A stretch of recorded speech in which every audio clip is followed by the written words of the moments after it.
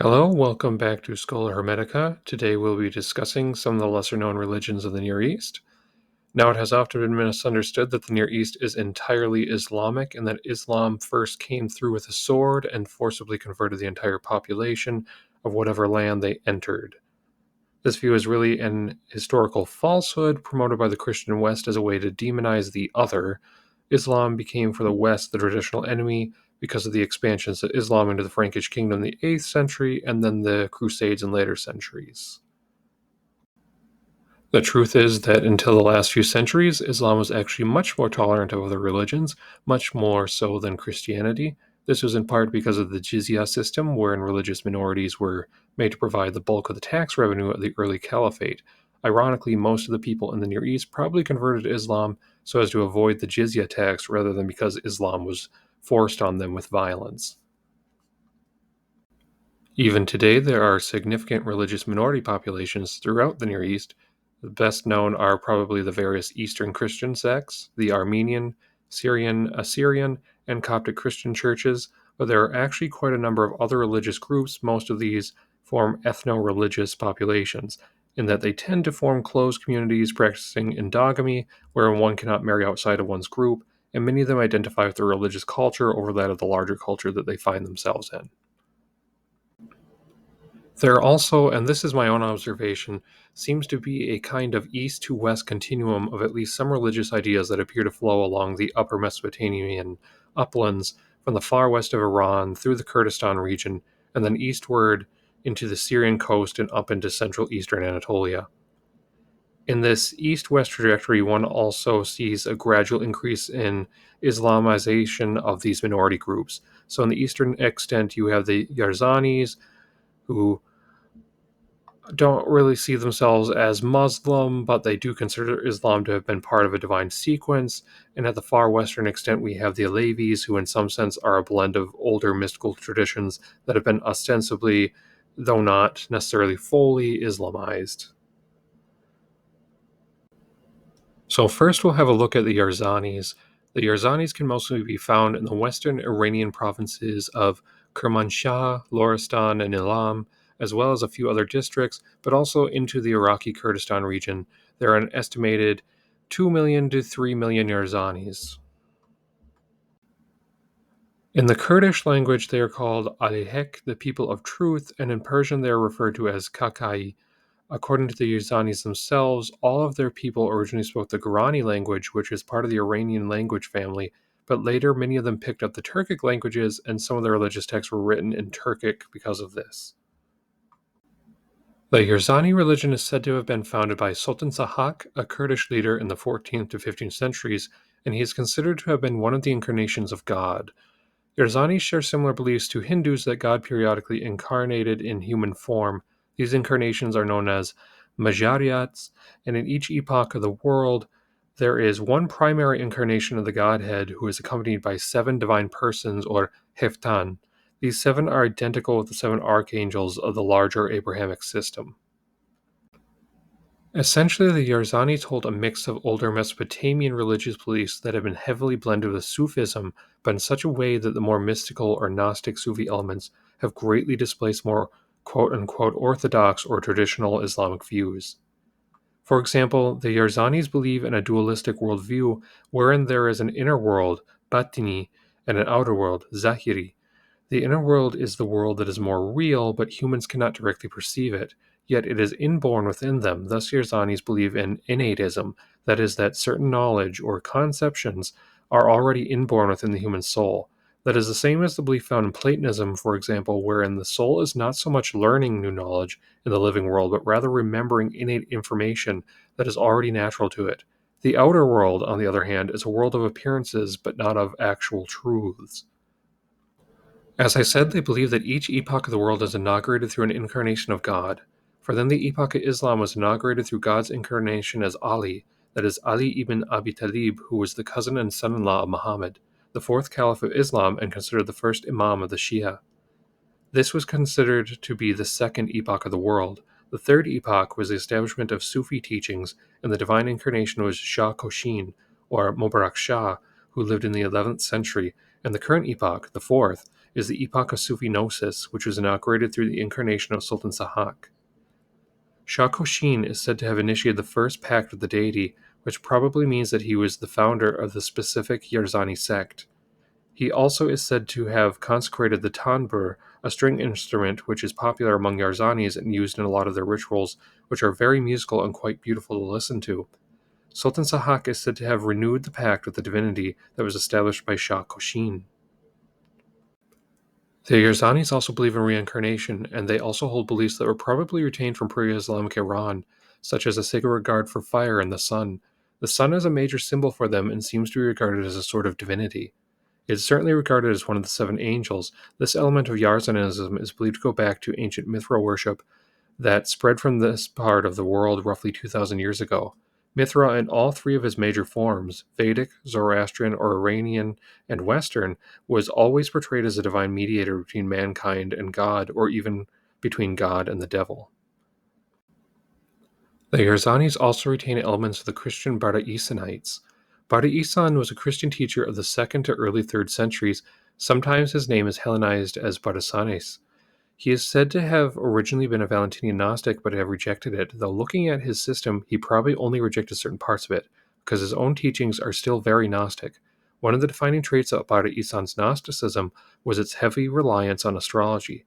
Astrology was used throughout virtually all forms of Gnosticism, but Bardaisan seems to have heavily integrated it with the stellar worship of the native Mesopotamian religion.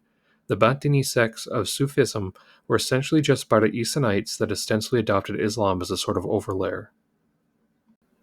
The Manichaeans were also extremely prevalent in this area. They originated in the 3rd century in pretty much the exact same area that the Yarzanis occupy now, and the Manichaeans likewise adopted a lot of their views from the Bardaisanites. The Manichaeans were another Gnostic religion, one that was highly syncretic, blending different Christian teachings with Zoroastrianism and Buddhism. Another thing that the Yarzanis probably picked up from the Christian Gnostic sects is that God's name is Yah, which of course is one of the Jewish names of their God and is the root form of the slightly longer and better known version of his name, Yahweh. But versions of this name, whether as Yah, Yah, Yao, or Yehu, were very commonly used throughout the various Gnostic, Jewish, and Christian sects of late antiquity. As regards their views on reincarnation, the soul, once it incarnates, must live through basically all living things, that is, as a plant, an animal, men, and women. This cycle is supposed to take up to 50,000 years, with a soul experiencing 1,001 incarnations. However, it seems that this is something of a default, as souls can achieve personal salvation by their own efforts, and salvation entails unity with the Godhead, wherein the soul is purified and becomes a true human, and no longer needs to reincarnate, but resides eternally in the heavenly inner state, essentially the divine pleroma or fullness of the Gnostics. Next, we'll discuss the Yazidis. The Yazidis live in the Kurdistan region, mostly in northern Iraq, but also crossing over into Syria, Turkey, and Iran. Most live within the governorate of Nineveh, whose capital is Mosul, and the governorate of Duhok. There are estimated to be between 700,000 and 1.5 million worldwide. The Yazidis are, like the Yarzanis, of Kurdish ethnic extraction, and their sect probably shares origins with the Yarzanis. However, the Yazidis tend more to identify with their religious affiliation and do not necessarily see themselves as Kurds, since they consider the term Kurd referred more to Kurdish-speaking Muslims. Their religion seems to have first appeared in the 12th century, at least that's when we had the first references to them.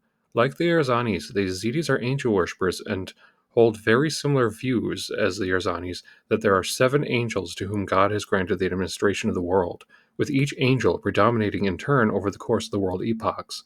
However, in Yazidism, the emphasis is on the incarnations of the angels as specific world teachers rather than God himself.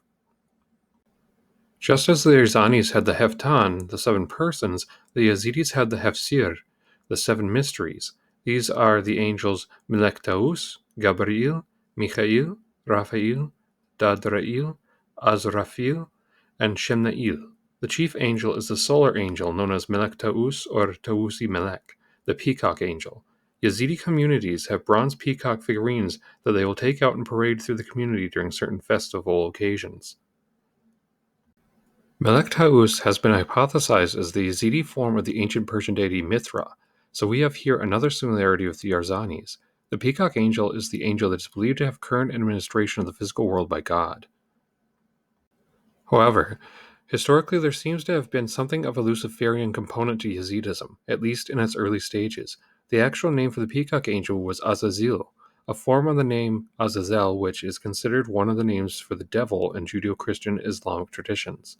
In Yazidi myth, Melek Taus does indeed follow the established mythology of the Satan figure up to a point. He was the highest and most beautiful of God's angels, his pride made him unwilling to bow to Adam, and he was cast from heaven. Yet, according to Yazidi tradition, and this is a myth found in some strands of Gnosticism too, the peacock angel is eventually forgiven and redeemed by God, because God is capable of forgiving and redeeming all things, including the devil. And Melek Taus was reinstated to his original position and is now the chiefest advocate of man's spiritual well-being. Again, this is a Gnostic myth. Some Gnostics viewed the Archon Sabaoth in a similar manner, and among the Cathars of medieval France, the same myth was held about Lucifer, that he was redeemed by the true God and became the angel of mankind's enlightenment. But this mythology has resulted in the Yazidis being labeled as devil worshippers by neighboring Christians and Muslims, which has led to occasional raids on Yazidi villages down through the centuries, with one of the worst being the recent Yazidi genocide perpetrated by the Islamic State just a decade ago. Because of this, many Yazidis are fleeing Iraq and the Near East entirely. In the 19th century, Yazidi communities made it a crime punishable by death to use the name Azazel for the peacock angel, so today modern Yazidis don't associate that name with Melek Taus. This is probably a kind of self-policing within the Yazidi community to distance themselves with the accusation of devil worship. There used to be various other taboos as well that seem to have become lax, such as certain foods that couldn't be eaten or certain colors that couldn't be worn. The reason why the highest angel is associated with the peacock is actually adapted from a popular folk story in the Near East that may have originated in Zoroastrianism. The myth goes that God accused the devil of only being able to corrupt the works of others, and that he had no ability to create anything beautiful himself. So the devil creates the peacock to show that he can create beautiful things if he wanted to, and hence the creation of the peacock is associated with the devil, and by extension, Melek Taus. Just as the Yarsanis are followers of Sultan Sahak, the Yazidis follow the teachings of a 12th century Sufi mystic called Sheikh Adi, or Sheikh Adi ibn Musafir, to give him his full name. The Yazidis believe that Sheikh Adi was an incarnation of Tawusi Melek, and his tomb in Lalesh is the central Yazidi temple and pilgrimage site. The Yazidis also believe in reincarnation and hold the doctrine of the inner and outer worlds, but they don't seem to have the same associations of Ali as a central divine figure as other minority groups in the Near East. Instead, they believe that Sultan Yazid was one of the divine incarnations of the peacock angel, and it is from Yazid that they get their name. It is not entirely certain who Sultan Yazid is supposed to be, but he is usually associated with Yazid I, or Yazid ibn Muawiyah ibn Abi Sufyan, the second caliph of the Umayyad Caliphate. Another element that the Yazidis have likely inherited from Gnosticism is that they consider themselves to be the direct descendants of the biblical Seth, the son of Adam and Eve, who plays such a major role among several Gnostic sects as a spiritual ancestor.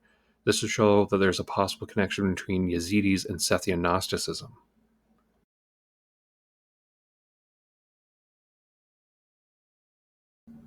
The Alawites fall much more into the realm of Islam than the previous two groups. Technically, they are Shia Muslims and followers of the Twelver school. Like all Shia, they venerate Ali as the first Imam and the true successor to Muhammad. However, they deviate from mainstream Islam in various ways. They are considered to be the only survivors of the Gulat sects of Shia Islam. These sects hold the idea that Ali was a special divine incarnation. This is a view known as Ali Ilahism, and we have already encountered it with the Yarsanis. But whereas the Yarsanis fall just outside the bounds of Islam, the Alawites are just within those bounds. Likewise, they have retained various Gnostic ideas, including reincarnation, but also Christian elements, such as the practice of the Mass. The Alawites are native to the Levantine coastal area of Syria and extend up to southern Turkey and down to Lebanon. Their overall religious history is a combination of pre-Christian Syrian customs, especially of a Neoplatonic or Neo-Pythagorean persuasion, which over time picked up elements of Gnosticism and Christianity more generally. Their ancestors appear to have been semi-Christianized at some point before the coming of Islam, but later they did become more distinctly a Muslim sect, but without giving up all of their previous religious beliefs and habits. Just like the previous two groups, the Alawites also hold a distinction between the Batini and inner world and Zahiri and outer world of appearances. The name Alawite is derived from the Alawi Mountains along the Syrian coast where the sect originated. Another name for them that appears especially in older literature is Nusayri, but this term kind of fell out of use in the 20th century and is sometimes seen as offensive. Sometimes the term Nusayri was rendered as Ansari. If you read some of the spiritualist literature of the 19th century, such as the works of P.B. Randolph, you'll see references to the Ansaris. Randolph claimed to have learned different magical or mystical techniques from the Ansaris, such as divination through magic mirrors, harnessing of sexual energies, and the smoking of hashish, which Randolph promoted as a kind of holy elixir. Now, the name Nusayri is derived from the sect's founder, Ibn Nusayr, who lived in the 9th century, but this gets into details of wider Twelver Shi'ism that are outside this current discussion. It is very unlikely that Ibn Nusayr actually came up with the whole Alawite religion, but he must have been very influential to them, perhaps being the one to introduce specifically Twelver Islam to them.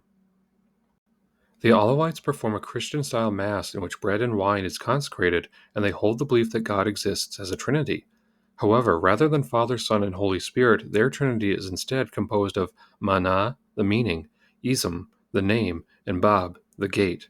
And also, unlike Christian Trinitarianism, all the figures of the Trinity are believed to incarnate, not just once, but in each epoch of the world.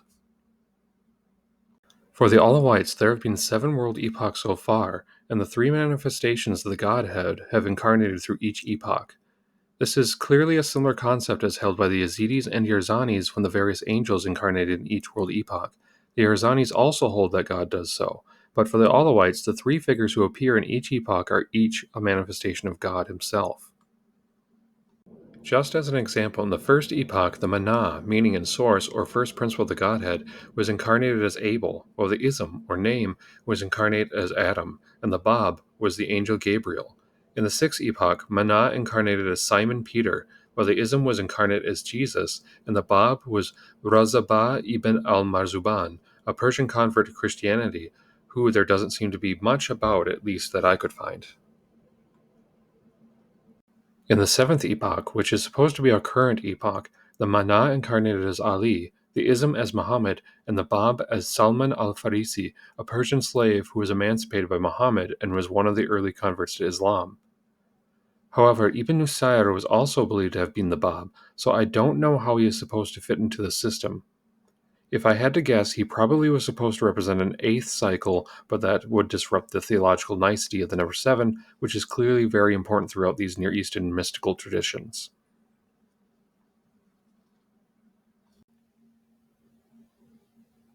Alevism is a loose mystical form of Islam that includes aspects of Twelver Shi'ism, Sufi Gnosticism, and even pre-Islamic Turkic shamanism.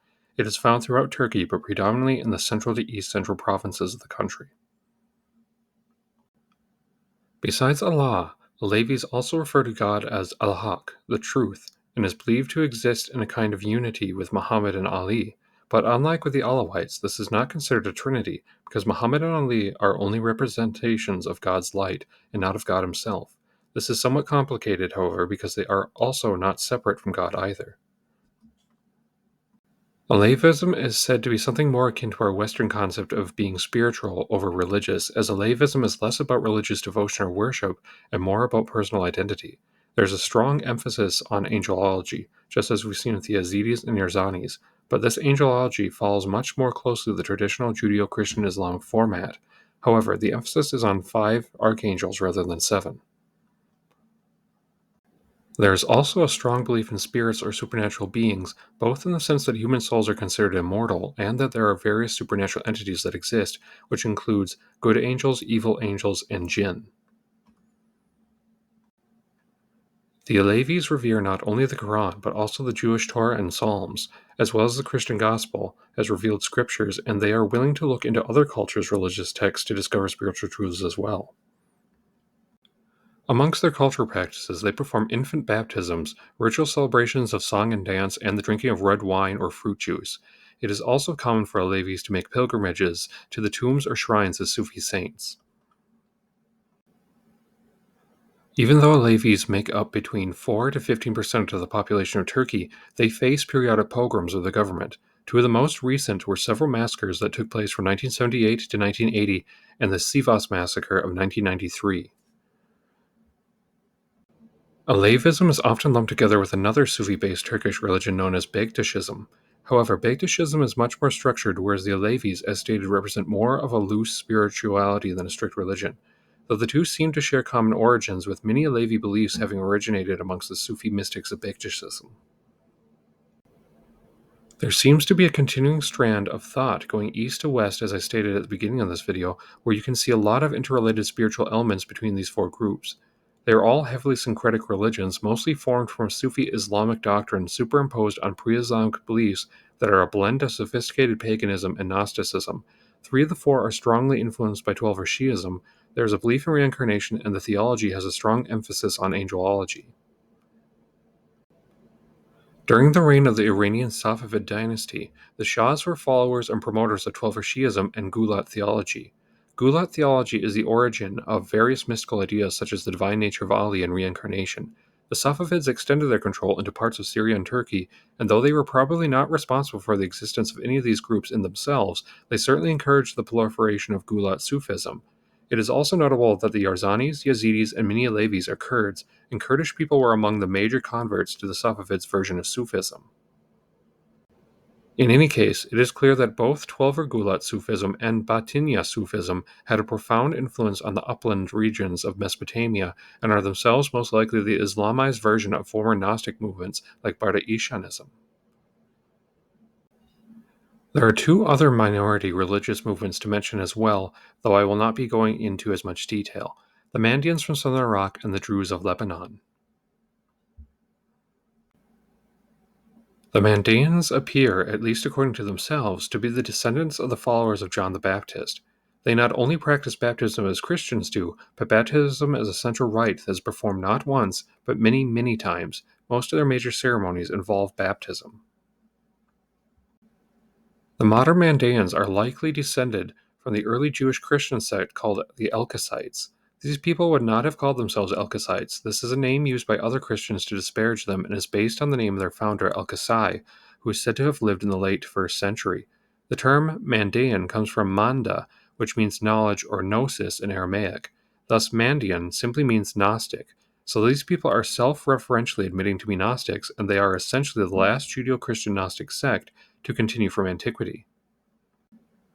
I hope someday to do another video on the Mandaeans, so I won't get into the details of their interesting theology here, safe to say that it has a lot of parallels with Jewish Kabbalah. The Druze likewise deserve a whole video unto themselves. The Druze are a fascinating blend of classical philosophy, especially Neoplatonism, with more mystical trends of Islam, and one could almost argue for them being more of a philosophical sect than exactly a religion. For example, only the clergy or sheikhs are really taught the theology. Druze laypeople are just sort of culturally adherents to the Druze faith, but they don't really have set prayers or anything outwardly religious. For most Druze, being Druze is more of a cultural identity rather than a form of religious devotion. Thank you for watching. I hope someday to do videos on perhaps each of these sects individually. If you like my content, please like and subscribe, and consider donating to my Patreon so I can continue to make these fascinating videos on world religion, the esoteric, the occult, and all that interesting stuff. Thank you.